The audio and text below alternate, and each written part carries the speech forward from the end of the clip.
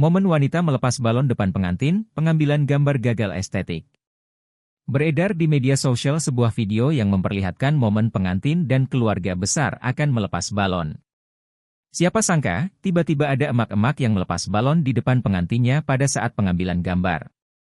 Sontak itu membuat fotografer dan pengantin wanita geram dengan tingkah emak-emak tersebut.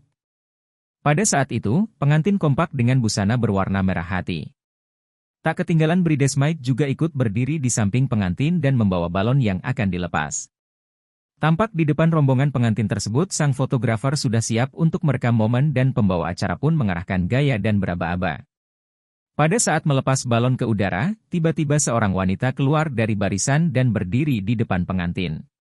Sehingga video dan foto pernikahan pengambilan gambar pun gagal estetis.